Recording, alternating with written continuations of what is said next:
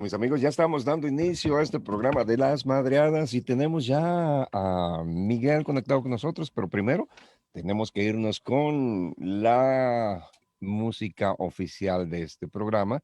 Desde luego, vamos todos a bailar.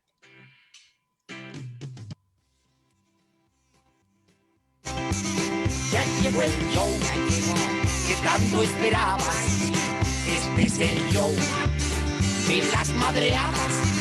Están de tarde, mañana y noche, para que escuches en casa o coche, trayendo información bien importante, para que aprendas y que desasnes Facebook, YouTube y otras versiones de plataformas que ya conoces. Hashtag las madreadas. Hashtag las madreadas. Hashtag las madreadas. Hashtag las madreadas.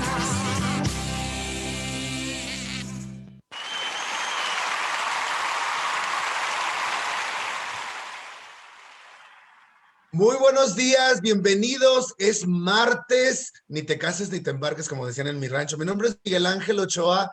Estamos aquí en este show íntimo, especial y sobre todo muy dedicado a todas esas personas que van en busca de la verdad. Como les decía, este show le agradecemos mucho a Blanca Art Center, al show de las madreadas, a por supuesto la creadora y fundadora Blanca Araceli Soto, y también les quiero decir que le den like, le den share, compartan este video. ¿Por qué? Porque tenemos un invitado de lujo, de verdad, un hombre increíble, un investigador, pero antes de irnos con él, quiero pasar la palabra también a la mejor radio FM, al señor Diego, como diría Blanquita, el hombre de los ojos más hermosos. Me acuerdo cuando me invitaron, Diego, la primera vez, yo decía, ¿y por qué no enseñan los ojos si los tiene bien bonitos el señor? Pues nunca, es una broma, por supuesto. Después entendí, así es que Diego, dale, preséntanos el santito del día y sobre todo tus palabras de bienvenida. En verdad me gusta hacerle al José Feliciano o al Steve Wonder.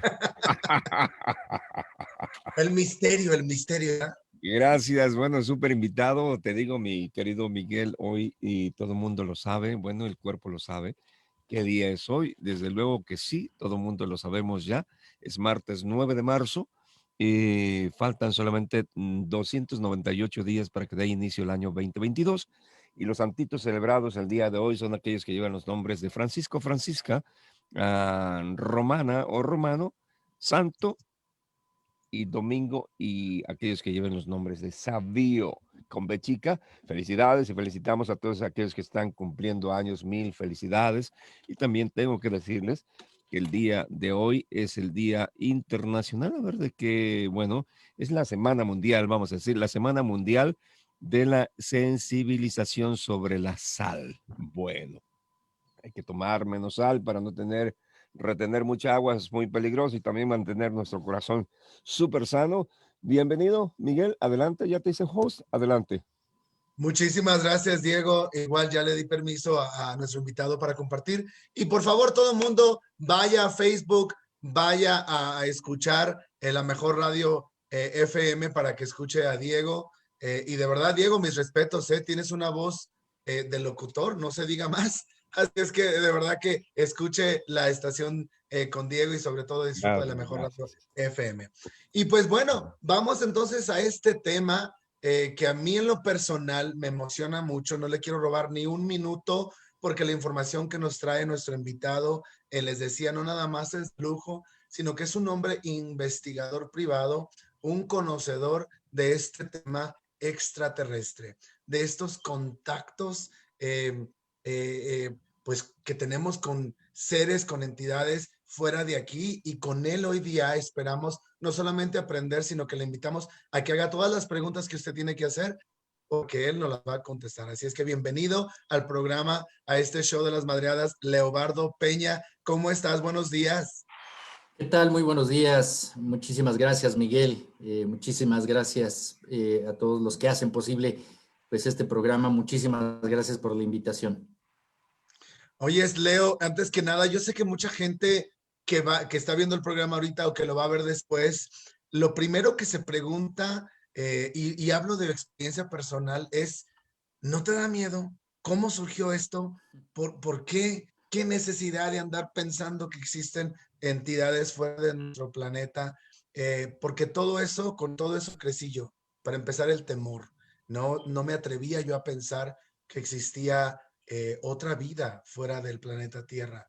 Así es que nos puedes compartir primero un poquito acerca de quién es Leo, dónde creciste, como para darte esta parte humana, ¿no? Como para conectar contigo, y cómo nace ese deseo, ese compromiso de investigar y documentar, porque una cosa es hablar por hablar, otra cosa es tener una experiencia, pero otra cosa es ya decir, mira, aquí están las pruebas de lo que ha sucedido. Así es que compártenos, Leo. Muchísimas gracias, Miguel. Realmente, pues siempre este tema es apasionante, intrigante, enigmático y también nos lleva a un plano sobre todo místico, que es lo que me ha cambiado la existencia, la vida, al poder, pues como todas las personas en este momento ya pueden tener este tipo de experiencias, sobre todo porque ya los pueden pues videograbar estos objetos que surcan el cielo, ¿no? Los llamados ovnis, y se pueden filmar, fotografiar, registrar, analizar y muchas cosas que se han dicho de él. Pero bien, Leobardo Peña es una persona normal, no soy absolutamente nadie especial, solamente que pues he tenido, yo creo que la fortuna de haber vivido este acercamiento con este tema primeramente y posteriormente con pues siendo testigo de la experiencia de contacto. Yo vivo en la Ciudad de México, 50 años, pues durante mi infancia estuve muy cercano a lo que es el Aeropuerto Internacional de México, y ahí junto a mi familia precisamente tuve estos acercamientos o avistamientos que, como digo, de alguna forma fui descubriendo que estos objetos, lejos de todo lo que crea en el ámbito social, porque realmente ahora, o podríamos decir desde los años 90, aquí en México por lo menos, empezó a ser una gran influencia aquí en nuestro país, aquí en México. Y bueno, yo comencé a acercarme a estos temas y a, como menciono, a poder vivenciar todo este contexto. Y pues me gustaría también compartirles algunas láminas, sobre todo para ir contando esta experiencia que me parece un poco más ilustrativo para que vayan viendo esta circunstancia que me pasó, pero sobre todo siempre he dicho, las experiencias se pueden contar, pero si hay algo que hay detrás de todo esto y también puede dar respuesta a todas las personas que también están con esta inquietud, pues bueno, ya hemos hecho un aporte. Por eso, a través del tiempo, no solamente he sido un testigo, me he convertido en investigador y sobre todo en explorador, porque también estas inteligencias nos han invitado a hacer viajes increíbles a diversas partes aquí de México, pero sobre todo algunas experiencias extraordinarias que, como menciono, me fueron cambiando totalmente la vida para encontrar un mensaje mucho más positivo de lo que nos puede decir Hollywood, de lo que nos dice incluso el propio Internet, y poder resignificar y darle una dignidad sobre todo al tema. Me gusta este acercamiento de tu parte acerca de darle la dignidad, ¿no? Más de lo que dice Hollywood, más de lo que dice el Internet, y sobre todo, dale, este espacio es para ti, Leo. Yo sé que hay mucha gente, incluyendo mi mamá de 84 años, que le dije, ma, usted tiene que ver este show. Así es que de verdad que estoy muy emocionado porque nos compartas toda la información y el tiempo es tuyo, Leo. Gracias por estar aquí. Muchísimas gracias, porque bueno, todo esto, como he mencionado, me ha cambiado la existencia acerca de poder vivir mis propias experiencias en esa búsqueda interior, y como menciono, de estar en este plano de investigador, me llevó a ser explorador, que eso es algo también que, bueno, no es muy fácil que todos nos vayamos a montaña y entremos a cuevas, pero realmente, pues toda esta experiencia me ha dado respuestas. Les mencionaba que desde muy pequeño fui testigo con mi familia de ver, pues en esta zona del aeropuerto, pues estos objetos, ¿no? Que ya surcan el cielo y como menciono se pueden videograbar, fotografiar, y a mi familia, pues en realidad no le llamaba para nada la atención estos temas, Sin embargo, a mí me atrapó, y fue que pues en la época de los 80 también existió un programa que se llamaba 60 Minutos, que lo dirigía Juan Ruiz Gili, y es donde surge el periodista Jaime Maussan.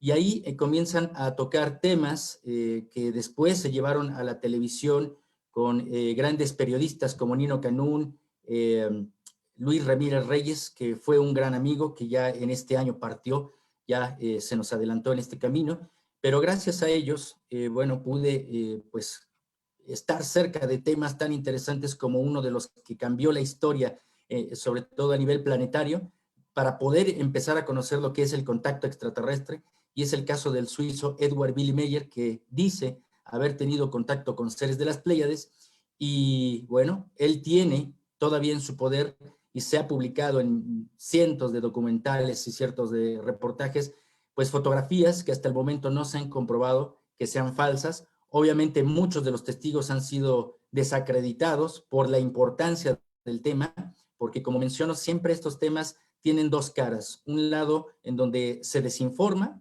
y otro precisamente donde trae un mensaje totalmente positivo.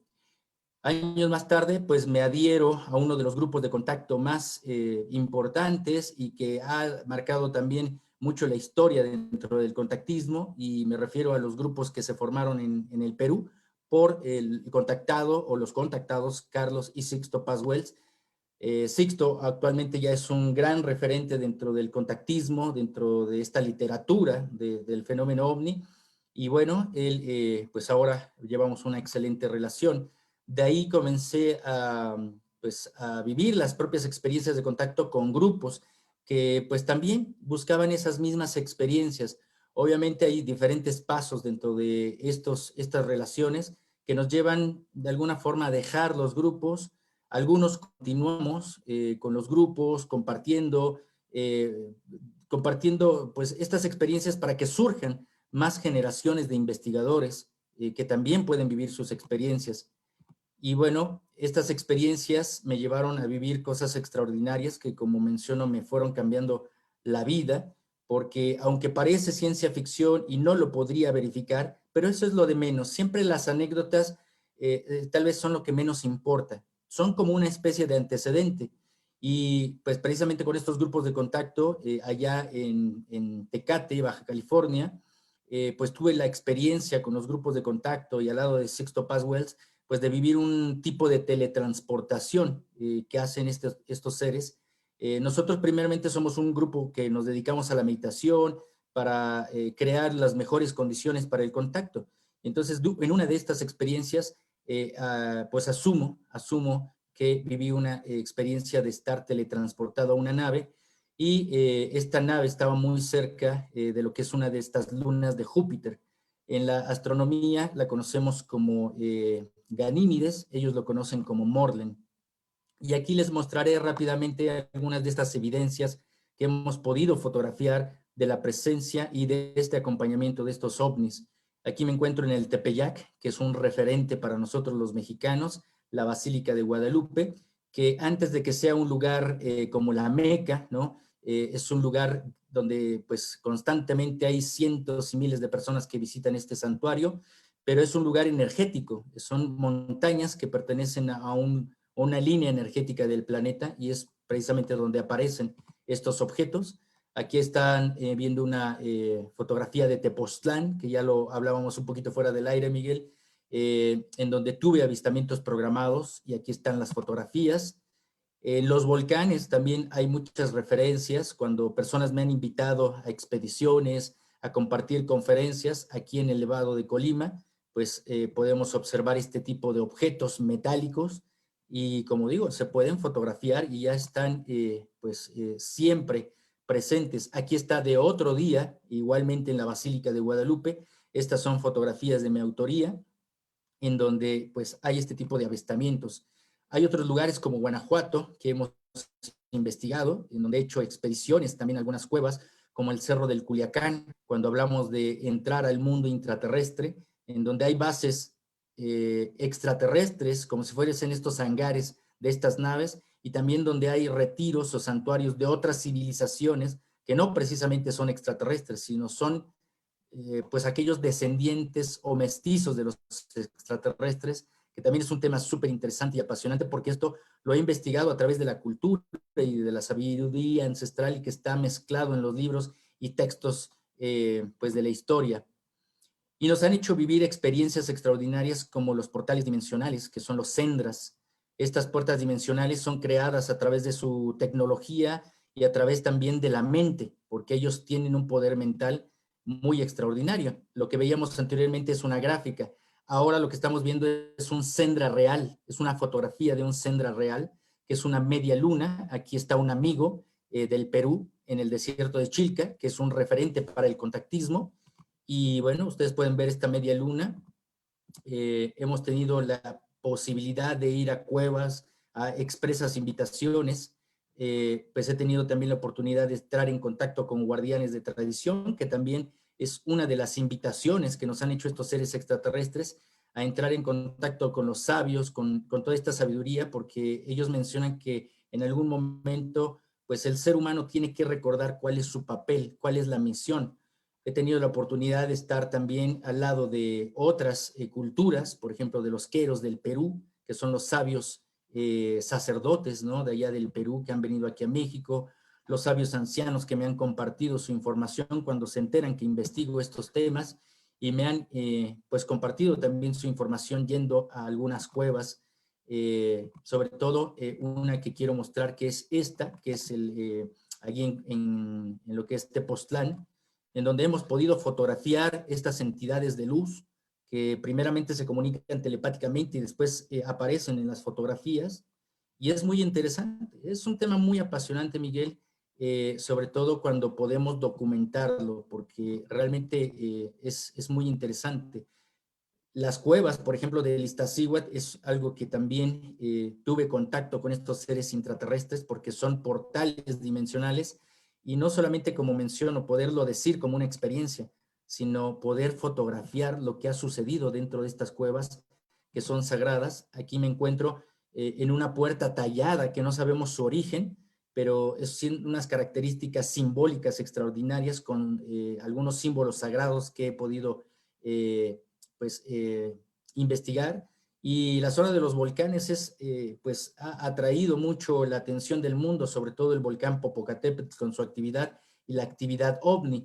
Y aquí precisamente pues he tenido la oportunidad de tener pues amistad con los rescatistas, pues todo lo que ellos, estos alpinistas han visto y nos han llevado a este tipo de portales que ustedes están viendo, en donde estas energías se posan sobre ciertas partes de nuestro cuerpo y nos hacen vivir estas experiencias extraordinarias. Y bueno, este es un poquito de este resumen, Miguel, de estas experiencias que me ha tocado vivir. Y hay muchas cosas que se podrían hablar acerca de esto, pero lo importante es también pues poder compartirlas y que tenga un sentido, porque si no tiene un sentido, lo hemos platicado en algunos otros programas, si no tiene un sentido práctico, entonces solamente estamos viviendo una aventura, una película, o podemos escribir un libro, pero esto tiene un trasfondo mucho más espiritual. Y cuando menciono la parte espiritual, no tiene que ver con religión y con un dogma, sino siempre va desarrollado o dirigido hacia una transformación del desarrollo humano, el desarrollo de la conciencia. Y eso es lo que me pasó Claro. en mi vida. Y Leo, muchísimas gracias por compartirnos esas imágenes y sobre todo por compartirnos experiencias personales. En lo que yo estaba mirando, hubieron varias cosas que me llamó la atención. Aquí estaba yo tomando nota, pero acerca de tu experiencia de la Basílica de Guadalupe y los avistamientos, nombraste ese lugar como un lugar energético. Yo estuve en la Basílica de Guadalupe en el 2000, no, en el 99, por ahí. Eh, y de verdad que, y lo digo con todo respeto a los católicos, sí, claro, uno va por la Virgen. Es más, yo estaba en el seminario en aquel entonces. Entonces, yo fui en una experiencia vocacional, eh, pero lejos de la Virgen de Guadalupe, de verdad que yo sentí cosas muy especiales ahí. Sentí como una situación y quizás puede ser la misma energía de todos colectivos, ¿no? Que estamos como en esta onda espiritual, en esta reverencia, ¿no? Yo creo que una se alimenta de la otra. Pero en cuanto a ti, ¿siempre ha sido un lugar energético? la investigación que has tenido tú desde antes de la Virgen de Guadalupe o quizás es muy, muy atrás que nos estamos remontando y compárteme los avistamientos que han tenido otras personas, porque si tú tomaste una foto, porque es que esa foto es de autoría, estoy seguro que hay miles, porque ese lugar miles y miles de personas diariamente lo visitan, entonces otras personas han visto lo que has visto tú de seguro, ¿cierto? Sí, seguramente hay muchas personas e incluso los invitaríamos a través de este medio que nos compartieran sus fotografías de este lugar para poder verificar lo que bien dices. Has dicho algo muy, muy importante.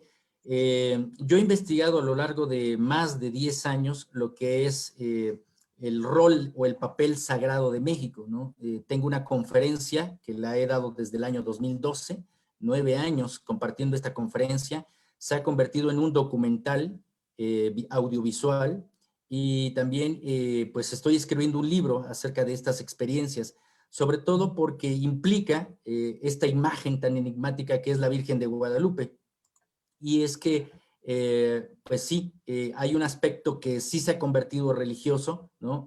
Por la parte católica, que igual, con todo respeto, pues sí, tiene una parte que ver en ese contexto de la energía, como bien dices, es una energía colectiva, ¿no? Lo que siempre va permeando este lugar, pero lejos de esto, si nos vamos un poquito más hacia a través de la historia, es un lugar prehispánico, ante todo es un lugar prehispánico, donde los antiguos moradores hicieron un santuario a Tonantzin-Coatlicue, a la diosa madre, a la diosa tierra.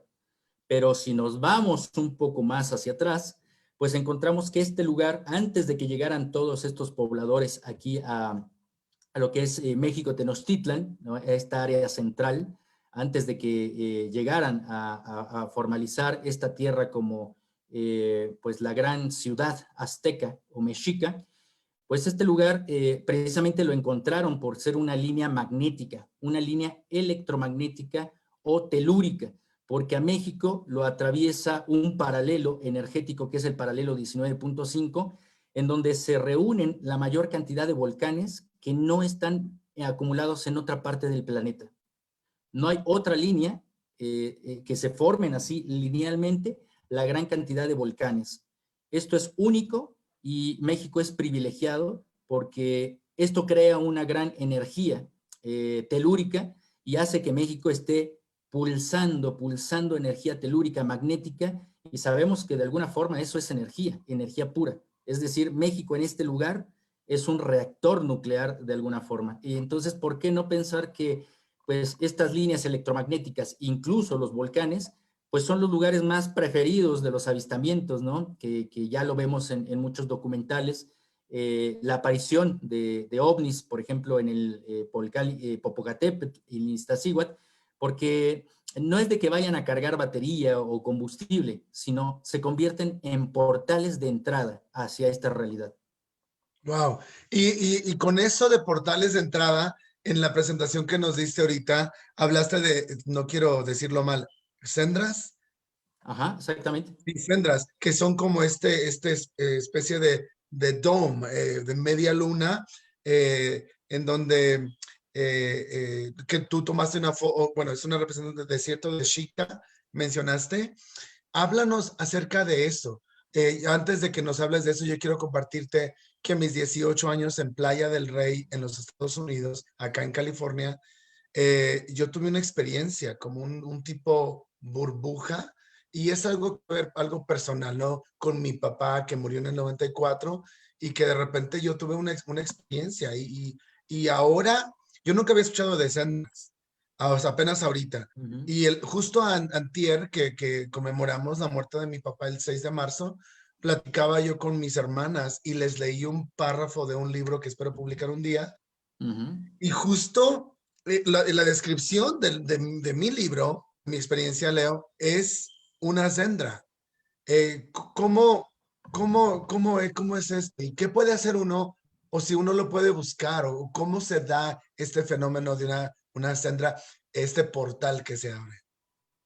Sí, dentro de las experiencias de contacto existen pues este tipo de vivencias que hacen que nosotros podamos verificar que el contacto es real, que existe y que incluso nos pueden dar información o nos pueden, como mencionaba, que suena totalmente a ciencia ficción y que obviamente con esto no tratamos de convencer que se cree que hemos vivido esta experiencia, pero de alguna forma sí podemos analizar y de alguna forma siempre hemos llamado a esto los protocolos de contacto.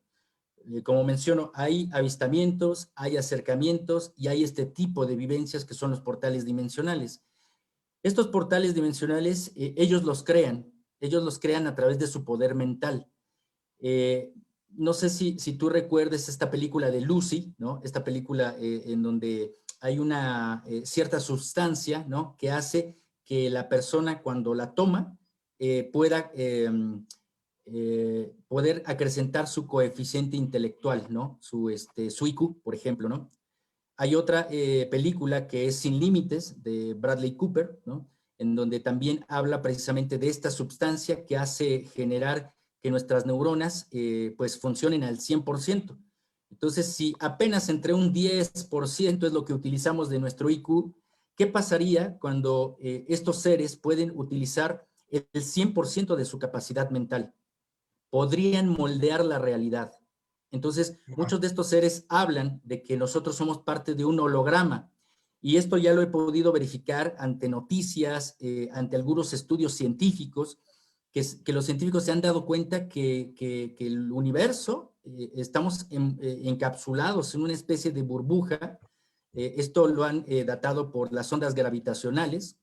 Y muchos otros científicos y estudiosos como Jacobo Grinberg, que también lo ha investigado muchísimo, hablan que sí, este término tan moderno que hablamos de la Matrix existe. Entonces, los Sendras son puertas dimensionales que nos hacen abrir esta Matrix y poder entrar en diferentes realidades, ¿no? Y hay una película muy interesante, es hondureña, que precisamente se llama así, El Sendra, para cualquier persona que esté interesada. Con X, ¿no? Con X, exactamente, Sendra. Y para las personas que estén interesadas, les puedo pasar el archivo de la película para que la vean, porque luego se pierden estas películas. Y ahí muestran las experiencias, bueno, es ciencia ficción, pero muestran lo que precisamente podría ser un Sendra, ¿no? Claro. Y lo hemos podido, bueno, fotografiar en ciertos lugares. A mí me tocó vivir uno en Tepoztlán, en donde después fotografié esa nave que mostré hace unos minutos. Fue un avistamiento programado, pero después tuve un missing time cuando regresaba de la montaña. Yo había hecho como 40 minutos de haber subido la montaña y lo regresé en 15 minutos. ¿Dónde se quedó todo ese lapso de tiempo? Yo pasé una neblina y bueno, nunca me pude explicar, pero esa es una anécdota. Pero bueno, lo importante Claro. es investigarlo y quedarnos con esta inquietud para poder seguir investigando, que eso es lo que siempre me ha sucedido. Sabes, Leo, esto ya lo compartimos también anteriormente, pero quiero que lo sepa todo el mundo. Para mí este tema es muy personal y yo trato como de digerir mis experiencias, que en algún momento mi conocimiento religioso pues llegué a un tope en donde yo ya no podía explicar lo que me estaba pasando. Por ejemplo, nosotros perdimos a uno de mis hermanos, mi hermano Luis, hace 4 o 5 años y yo recuerdo perfectamente el día que él murió. Me llama mi hermana Carmen y por supuesto la noticia pues devastadora, ¿no? Era un domingo como a las 4 o 5 de la 4 de la mañana. Me llama y pues yo lo que hice fue bajarme de mi cama, me hinqué al lado de mi cama y Leo, yo cerré mis ojos y te lo digo porque lo he mencionado a mis hermanos y para mucha gente puede ser es como que, ay, este loco, ¿qué le pasa, no? Leo, yo estaba llorando y de repente, porque tú sabes, tú cierras los ojos y no ves nada, no, uno ve como lucecillas, todo el rollo, pero se abrió como un aro, yo lo veía enorme, como de luz y como de chispa, como de escarcha. Y me acuerdo que yo escuchaba a mi hermano, no lo escuchaba como te escucho yo a ti y tú a mí, sino que yo como que lo sentía, que me decía, se ha abierto un portal, aprovecha, y me decía, pasa a la familia por ahí y a todos los que puedas. Y era algo muy extraño y de verdad que se me hizo muy interesante. Pero bueno, quería mencionarlo porque igual mándame el enlace, el archivo de Sendras para poder mirar la película esta. Quiero mencionar otro punto que desde lo que nos presentaste, hablaste acerca de que nos están pidiendo, o no quiero poner palabras en lo que dijiste, nos están como recordando que tenemos que ser guardianes de nuestra tradición, ¿cierto? Algo así. No, lo que estos seres nos han comentado, porque también es muy distinto, hay incluso militares que ya han estado hablando acerca de esto, o ex militares, por ejemplo, Paul Heyler, que es un exministro de Defensa del Canadá. Él ha hablado de que él sabe que los extraterrestres están en contacto con nosotros y ha mencionado que son de diferentes especies, diferentes procedencias, entonces tendrían diferentes intenciones, es decir, tendrían diferentes agendas, ¿no? Al menos la que me ha tocado vivir con estos seres es de un tipo de investigación más antropológica, más sociológica y más mística, ¿no? Tiene que ver un plano místico, esotérico, ¿no? De transformación personal, de transformación del desarrollo de la conciencia.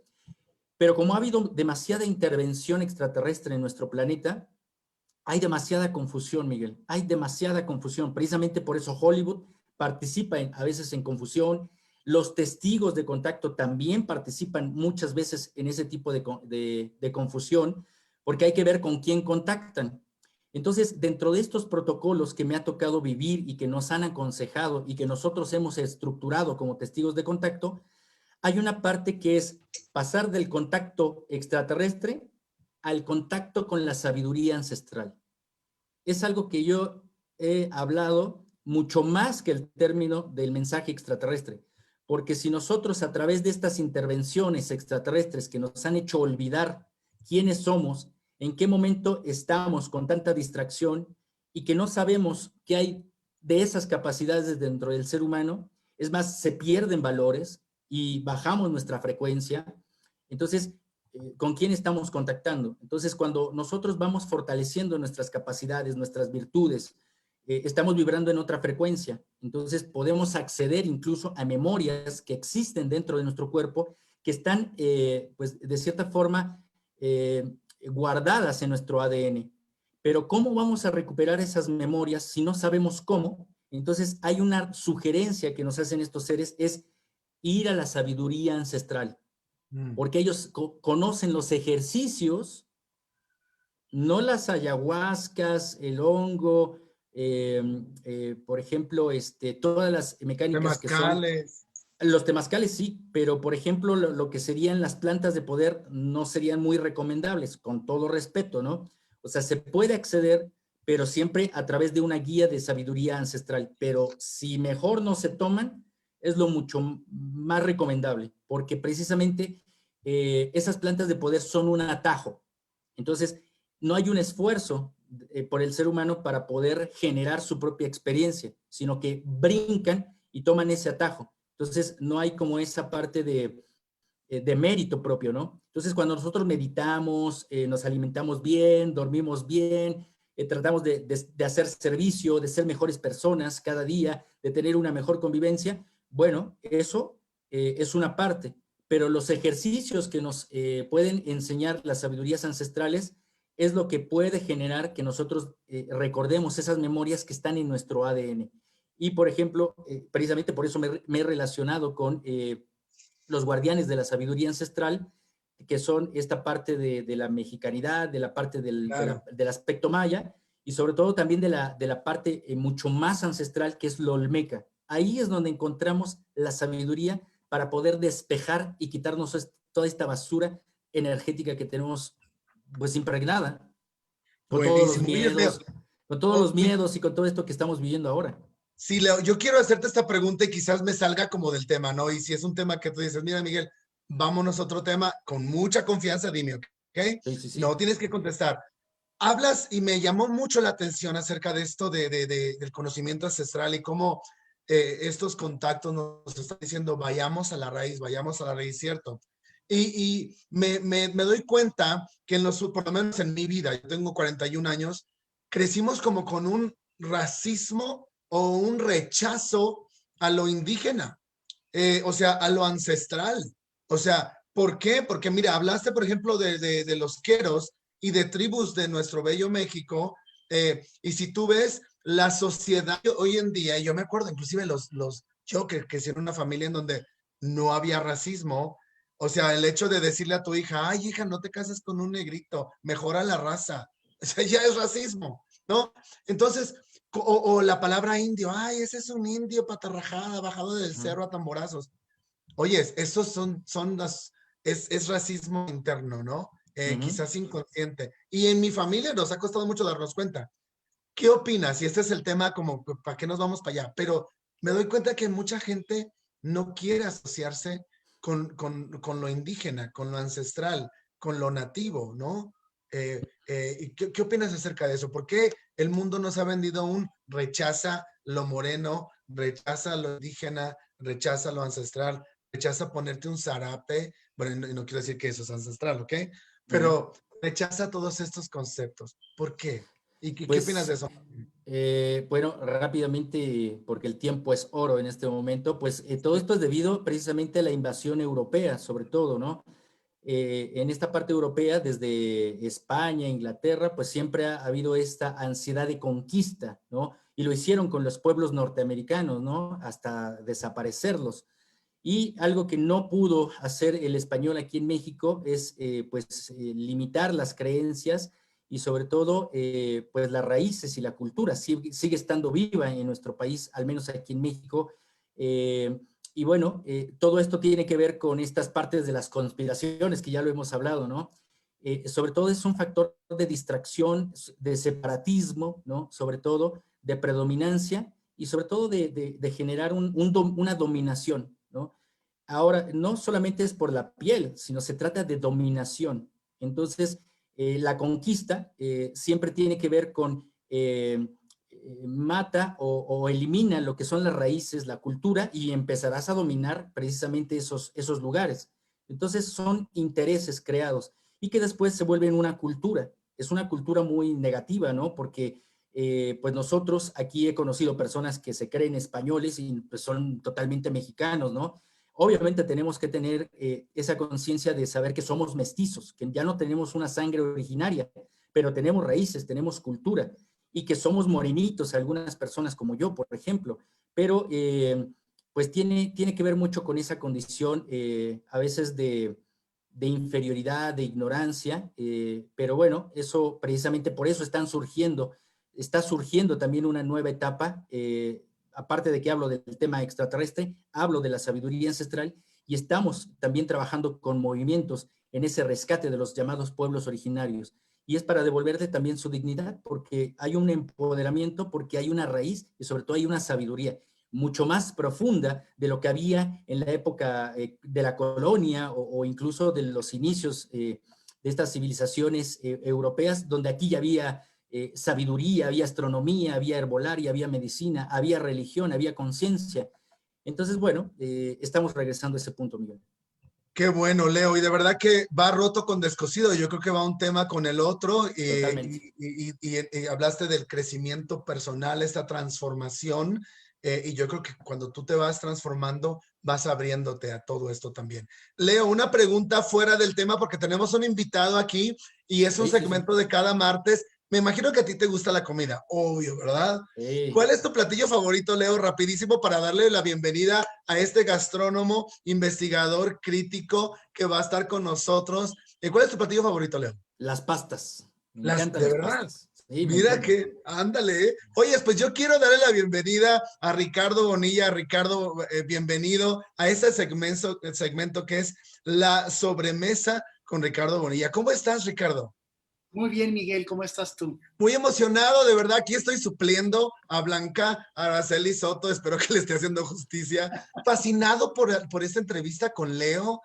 No sé si pudiste escuchar un poco. Investigador también acerca de este tema extraterrestre. Así es que te doy este tiempo para ti, Ricardo. Sé que nos vas a compartir algo. Así es que el tiempo es tuyo, ¿eh? Pues muchísimas gracias, Miguel. Fíjate que estamos viviendo la etapa de la cuaresma. La vez pasada comentábamos con Blanca que la cuaresma es una etapa de preparación, es una etapa en la que la gente tiene que, digamos, trabajar en su espiritualidad para llegar a la Semana Santa preparados justamente para vivir este momento que para las personas que tienen la fe cristiana y católica en particular, pues es tan importante. Y algo que me parece muy interesante es los vínculos que se dieron en el territorio que hoy es el continente americano a través de las órdenes que llegaron a nuestro territorio, las órdenes mendicantes, con el afán justamente de explicarle a la comunidad indígena qué era esta religión y quién era en ese sentido Cristo. Y por eso mismo quise enfocarme a una planta muy particular. Esta planta es propia de América, es una planta muy, digamos, interesante, porque justamente a través de esta planta los evangelizadores empezaron a intentar decirles a los indígenas quién era Cristo.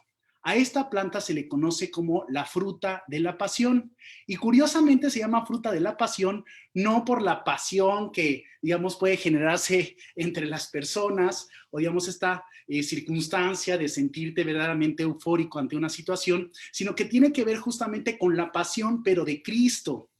Resulta que esta planta, que es muy hermosa, que pertenece justamente a la familia de las parsifloras, tiene una serie de características que los evangelizadores conocieron en ella y utilizaron para evangelizar a las comunidades indígenas para entender quién era justamente Cristo. Lo importante para empezar, habría que decir que tiene que ver con la misma flor.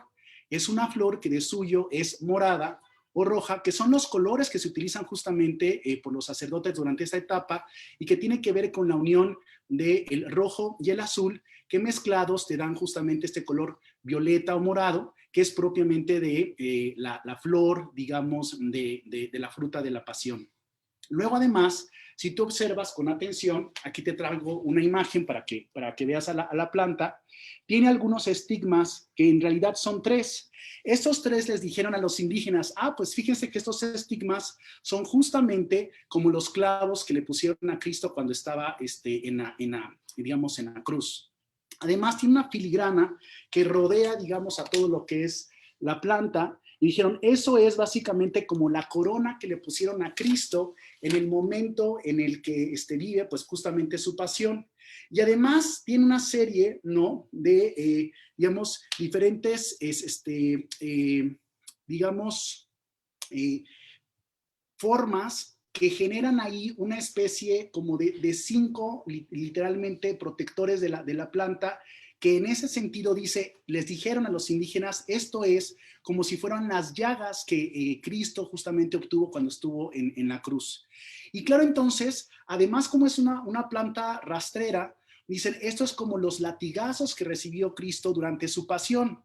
De tal manera que cuando ellos vieron a esta planta, la interpretaron a través de su mirada de lo que tendría que ser, digamos, en ese sentido, Cristo, y entonces sacaron como conclusión de que esta fruta, que es justamente la fruta de la pasión, tenía que ver con el mundo que Cristo eventualmente redimió.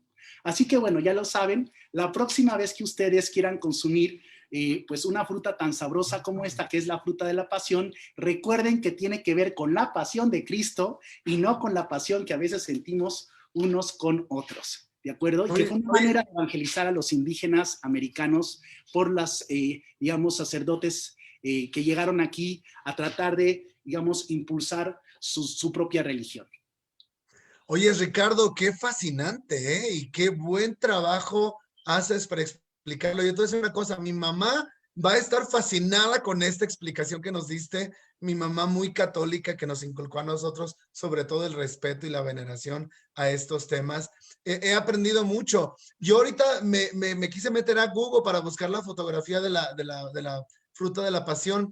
En inglés es la passion fruit, ¿verdad? Exactamente, lo traducen así también, por supuesto. Mira qué fascinante, nunca, ni por aquí me hubiera pasado, pero excelente. Ricardo, muchas gracias y por conocerte un poco más, platícanos acerca de ti un poco. Perdón si lo has platicado antes en otros programas, pero para toda la gente que está conectada, ¿cómo nace este Ricardo con ganas de investigar y averiguar y sobre todo estos temas de sobremesa? Bueno, pues básicamente yo soy investigador crítico y asesor gastronómico. Me dedico a comer y a beber y por eso me pagan. Y en realidad yo me metí a estos temas porque en algún momento dado yo estudié la carrera de turismo y estudiando turismo tuve la oportunidad de conocer al chef Ricardo Muñoz Zurita, que se le considera uno de los embajadores de la cocina mexicana, un chef muy exitoso, tiene unos restaurantes que se llaman Azul. El primero fue el Café Azul y Oro, que está justamente enfrente de la sala Netzahualcóyotl, aquí en la ciudad universitaria, en la Universidad Nacional. Y después, bueno, aquí tuvo Azul Condesa, Azul Histórico y otros muchos tantos que son muy famosos porque él hace cocina muy mexicana, digamos, de las diversas regiones de nuestro país.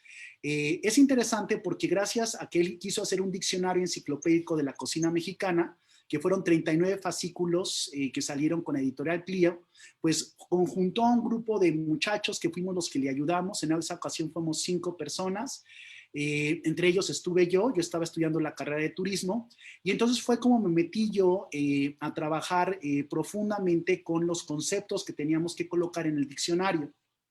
Gracias a ello, me puse a investigar justamente todo lo que tiene que ver con la alimentación del pueblo de México, y eso me llevó pues obviamente a una cultura mucho más amplia, porque la comida está vinculada con todo, ¿no? Básicamente está vinculada con la religión, con el arte, con la ciencia, con todo en realidad. Es algo que es tan cotidiano que justamente y por eso está lleno de significados culturales que a mí me encantaron.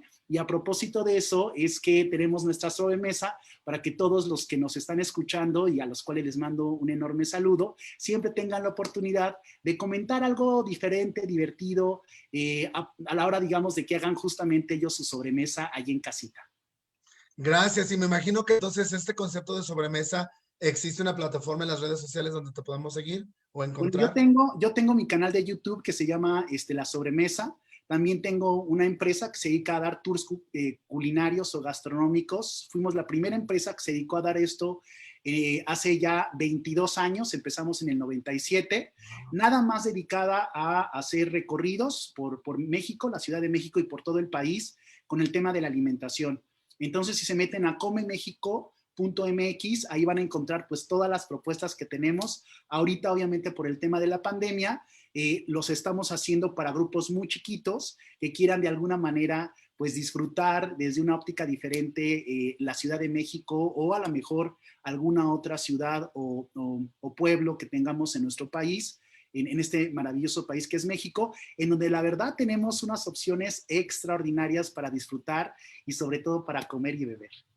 Eso. Oye, Ricardo, pues un placer, de verdad que muy buena energía, me encanta tu conocimiento. Si es que ya saben, vayan al canal de YouTube La Sobremesa para que tengan más contacto con Ricardo y sigan aprendiendo. Muchísimas gracias, Ricardo, por acompañarnos en este segmento. Que Dios te bendiga y más éxitos para ti, ¿ok? Gracias. Miguel. Un saludo, Leo. Buen día a todos. Gracias. Gracias, gracias. Y pues seguimos aquí con nuestro programa acerca de, con nuestro invitado, Leo Bardo Peña. Leo, muchísimas gracias por quedarte por ahí. Oyes, ¿qué tal, Ricardo? ¿Qué información tan increíble? ¿Sabías eso de la fruta de la pasión? No, realmente siempre aprendemos algo nuevo. Sí, siempre es maravilloso aprender algo nuevo.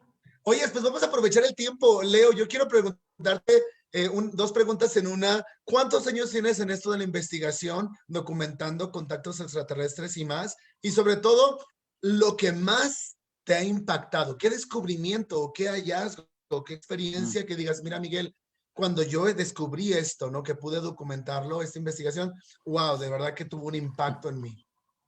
Bueno, es algo muy interesante, ¿no? Llevo 30 años, estoy por cumplir 30 años dentro de la investigación del fenómeno OVNI, del contacto extraterrestre, de las sabidurías ancestrales.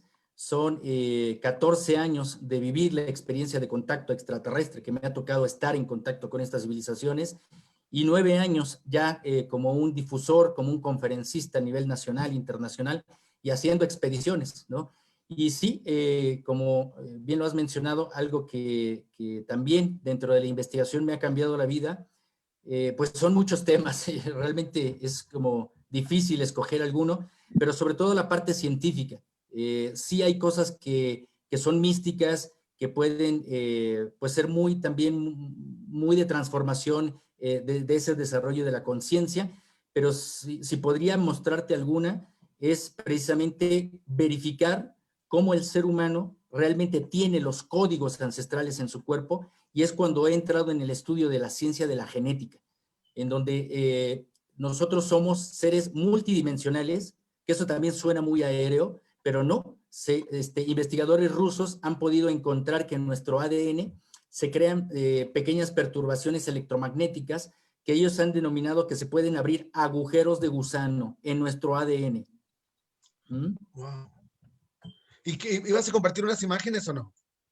No las tengo en este momento así como rápido. No te pero, preocupes. Igual, el tiempo corre. Una pregunta más, Leo, ya que aquí está Diego, por si él tiene alguna pregunta para ti. ¿Por qué crees que estos seres extraterrestres, con todo el avance tecnológico, con todo el conocimiento que tienen, nos han dejado a nosotros con esto que pareciera, ¿no? Y estoy asumiendo este conocimiento inferior, entre comillas, o primitivo, para este contacto? ¿Por qué no realmente como que se abre el cielo y dicen, ¿qué huele? Aquí estamos, ¿qué onda? ¿Se va a hacer o no se va a hacer la carnita asada, no? ¿Por qué, Leo? ¿Por qué no lo hacen así? Y de repente decir, vamos a salvar la humanidad, vamos a hacer esto ya. Es un poco complicado resumirlo en un minuto, pero voy a intentar hacerlo. Primeramente porque somos un experimento. Dale, Somos perdón. un No, experimento. de hecho tenemos como 5 minutos, así es que, y perdón por la pregunta si es muy ofensiva o imprudente, pero yo siempre me he preguntado eso. No, es muy importante. Sobre todo es algo muy importante tu pregunta, porque como menciono, primeramente somos un experimento genético, pero no somos como un ratón de laboratorio, sino somos como bebés de probeta. Entonces, si somos un experimento en donde se tiene que observar la conducta y la experiencia del ser humano en aspectos que son la diferencia de sus propias vivencias de ellos. Entonces, aparte que nosotros tenemos que recordar lo que ellos mismos, por estar en peleas, por estar en estas diferencias entre ellos, nosotros hemos estado como en el sándwich, hemos olvidado nuestro papel, esa misión que tiene el ser humano. Pero también los extraterrestres han olvidado algunos aspectos de emociones y sentimientos. Entonces, hay un proyecto precisamente para dejar a su libre albedrío al ser humano y no intervenir directamente. Hay civilizaciones que han violado esos protocolos, pero son con otras intenciones. Pero precisamente ellos están esperando que, vuelvo a esta parte que nos han recomendado, entrar en la sabiduría ancestral para poder recordar y después nosotros hacerles recordar a ellos. Suena muy No lo entiendo. incomprensible, ajá, pero si tuviéramos en otra oportunidad hablar específicamente de este tema, lo podríamos desarrollar y verificar, sobre todo porque es algo bien importante por entender, porque así ya no se malinterpreta el mismo tema. Claro, claro. Oye, sí, yo quiero agradecer a toda la gente que se ha conectado por Facebook, empezando por mi mamá, que le dije, ma, métase, ¿qué hubole? Venga, abra al tema, porque yo siempre le decía a mi mamá, Jesucristo, o sea, es extraterrestre totalmente. Los ángeles que visitaron a la Virgen, dejémonos de cosas. ¿Cómo que del cielo bajaba la Virgen de Guadalupe? Pues ¿de dónde venía? Si no de afuera. Entonces es extraterrestre. Y a mi mamá le costaba mucho abrirse a eso, ¿no? Pero quiero leerte un comentario y es, no porque sea mi hermana, la que te dije de Puebla, la que hablamos fuera del aire, dice, Leobardo, saludos desde Puebla, este tema cada vez me está más interesante y la relación con nuestra herencia ancestral y los sagrados me pareció muy importante mencionar y aclarar. Me causó mucha emoción porque aún hay miedo y ansiedad en la mayoría de la humanidad en cuanto a estos temas. Muchas gracias por tu aporte. Y pues con esta pregunta, comentario, quiero cerrar y darte los últimos minutos, Leo. ¿Qué consejo le puedes dar a toda esa humanidad que tiene este miedo, esta ansiedad, ¿no? ¿Por dónde comenzar? Primeramente por cuestionarnos. Ante todo siempre hay que dudar, pero dudar constructivamente, es decir, no creer por creer ni dudar por dudar, sino lo único que podría decir es que investiguemos, que nos documentemos, que también usemos nuestro criterio, nuestro sentido común, y no todo lo que se habla pues es verdad, ¿no? Siempre de estos temas digo que no crean incluso en lo que estoy diciendo, sino que tengan estos temas a desarrollar y que puedan obtener sus propias certezas. Siempre hay algo que pueden decir, como tú lo has dicho, yo tuve esta experiencia, yo leí esto, y entonces esas dudas siempre son la mecánica que van a ampliar la investigación, esa curiosidad, y obviamente al investigar amplían nuestro desarrollo de conciencia porque conocemos, aprendemos y a la vez desaprendemos. Leo, muchísimas gracias. Quiero compartirte que ayer estaba mirando un show en HBO y uno de los, creo que fue un sacerdote en la trama del show, un sacerdote católico precisamente ministrando la fe en una cárcel, que él dijo, estaban hablando del tema del pena de muerte, y él dijo en inglés, either you deify or defy, que en español, porque luego me metí a buscarlo, y en español es o desafiar o deificar. Y de verdad que es esto lo que estás diciendo. Lo entendí, sentí como que, ok, este he sido yo todo el tiempo, ¿no? Este concepto de meternos un Dios a fuerzas, un Dios fabricado, un Dios gringo, un Dios con rasgos que no son los nuestros, o desafiamos, ¿no? O preguntamos o cuestionamos. Y por algo yo creo que no me hice sacerdote, ¿verdad? Entonces, te agradezco mucho, Leo. Ha sido un programa increíble. Muchísimas gracias por aceptar mi humilde invitación y por supuesto, dale, Leo. Y hacerles la invitación para que nos puedan acompañar este viernes de Tabú a las 11 de la noche, porque también vamos a seguir hablando de este tema. Hora de México, pero 9 de la noche, sí, hora 9 de de la noche de California. Sí, era viernes de Tabú, hace 2 semanas se puso, esto se quedó a medias. Entonces, si usted se ha conectado ahorita ya en vivo o si lo ve durante la semana, acuérdese, el viernes 12 de marzo a las 9 de la noche hora de California, vamos a estar con Leobardo Peña y otros invitados hablando acerca de todo este tema extraterrestre y este asunto paranormal. Así es que, Leo, infinitas gracias, de verdad, te aprecio mucho. Y Diego, bienvenido otra vez al show de la mejor radio FM. ¿Qué te pareció este tema, Diego? Bueno, yo tengo algunos puntos que me fascinó. En verdad, una persona muy preparada y un profesional en la materia.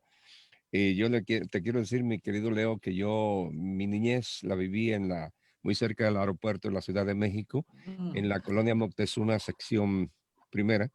Vecinos. ¿Perdón? Fuimos vecinos. Fuimos vecinos. De niño me inspiraba mucho ir a ver cómo salían los aviones, cómo despegaban y cómo llegaban, y me inspiraba mucho eso, y viendo el cielo toda la vida. Pero volviendo más acá, ayer en vez de sentirme tan contento, tan a gusto por la celebración del Día Internacional de la Mujer, fue un día de mucha tristeza para mí, y yo creo que para muchos, porque estamos tomando, no tan solo en México, alrededor del mundo, una actitud muy primitiva. Queremos destruir más el mundo en que estamos viviendo, y yo creo que nos estamos destruyendo nosotros mismos. Quizás estos nuevos avistamientos, eso que uno ha hablado tanto de los extraterrestres, quizás vengan a ayudarnos o a componernos un poquito, caray, porque estamos de cabeza. Me da tristeza el comportamiento del ser humano a nivel mundial. Es mucha tristeza. Tenemos un mundo tan bellísimo para poder disfrutarlo, ¿no? Todos estamos en riña, todos peleamos por cualquier cosa. Ya no hay armonía en este mundo. Necesitamos a alguien que venga y nos ponga en orden, ¿no? Entonces, en verdad que sí. Ahora mi experiencia antes de irme, de algo de lo que tú has abordado, fue una experiencia que no tan solo yo la viví con mi esposa. Estábamos en la ciudad de Fontana, California, muy cerca de una montaña donde han encontrado muchos vestigios de mamuts y todo ese rollo. Es más, hicieron de todo lo que han encontrado, hicieron un museo, pero en la parte de abajo. En la parte de arriba no hay carretera, no hay nada, absolutamente nadie puede subir.